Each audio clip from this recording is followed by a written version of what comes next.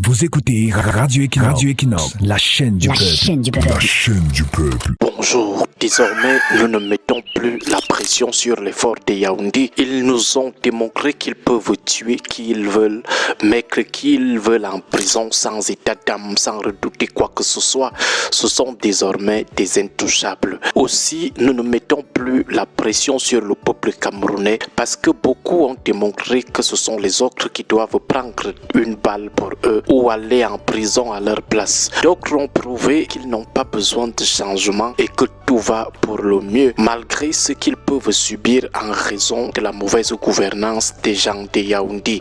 Autrement dit, ils nous ont clairement demandé de ne plus mettre nos bouches dans leur misère, que ce n'est pas notre problème. Du coup, au regard de ces postures décevantes, on ne peut plus traiter certaines choses qu'avec beaucoup de distance. C'est dans cet esprit que nous allons parler de la crise anglophone qui a déjà fait en moins de 8 ans plus de 6 000 morts, 6 000 Camerounais tués dans le cadre de cette crise qui oppose deux camps.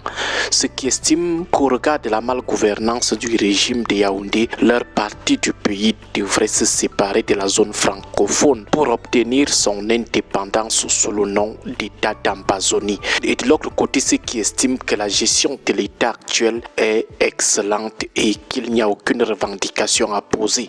Même l'alternative à la sécession qu'est le fédéralisme ou le régionalisme intégral, ils ne veulent rien entendre. À cause de ces deux positions radicales des deux groupes, on en est après de 8 ans de guerre avec plus de 6 000 morts, sans compter des centaines de milliers de déplacés internes et externes. Ce qui est tristement intéressant, c'est que le gouvernement et le peuple camerounais, dans son immense majorité, semblent s'accommoder de la situation. Tout le monde fait comme s'il n'y avait rien de grave dans les deux régions anglophones du pays. Le gouvernement dit que tout va mieux. Plus de 6 000 morts, il estime que c'est moins grave.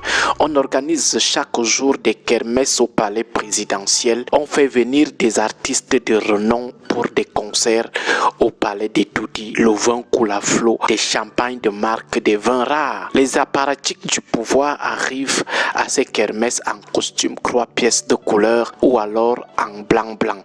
Leurs femmes sont aussi en blanc-blanc ou en rose. Le pays est tout à leur niveau. De l'autre côté, le peuple qui dans son immense majorité boit aussi son vin, ses bières, son vin de palme et ses whisky en sachet. Au calme, il estime que on va alors faire comment? Que c'est boire la bière qui est à notre niveau? Que est-ce que c'est nous qui allons alors réveiller les 7 000 morts? Ou est-ce que c'est nous qui allons empêcher les prochaines tueries? D'autres, toujours dans les bars, disent que le gouvernement n'a rien à y voir. Le pays est bien géré. D'ailleurs, même en Iran, il y a souvent 1 million de morts, dont 7 000 morts, ce n'est pas tuant. Que les opposants et les bavards d'Equinox nous laissent le pays tranquille. Le vin est doux, le pays est doux. Les Lions vont gagner la Coupe du Monde prochainement. Une autre catégorie ressortissante de la zone anglophone vous dit continuez de mettre votre pression là-bas sur Paul Biya. C'est entre vous francophones. Quand nous on a nos problèmes, vous ne nous aidez pas. Au final, près de 8 ans de guerre et plus de 6 000 personnes tuées. Pas mortes de maladie, mais tuées délibérément.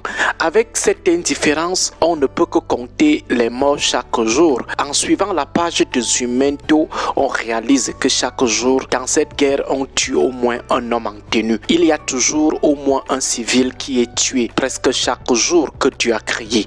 Hier, on s'est réveillé avec un autre massacre. 14 personnes d'une même communauté tuées de sang-froid par les séparatistes. Un massacre communautaire avec des noms et des corps de victimes étalés sur les réseaux sociaux. Même cela n'a pas ému le gouvernement ni le peuple camerounais dans son immense majorité.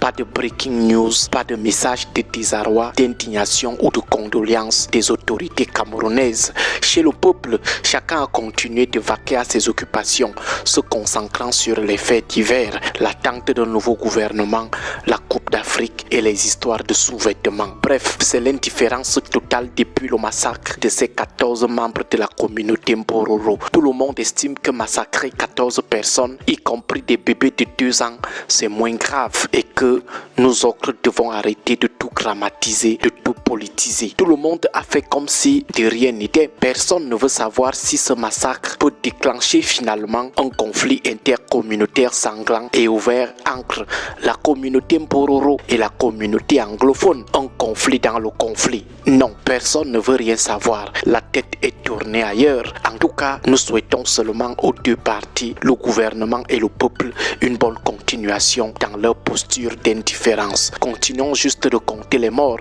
Attendons les prochains massacres. Paix aux âmes des disparus. Agréable journée à tous. Que Dieu et nos ancêtres protègent le Cameroun.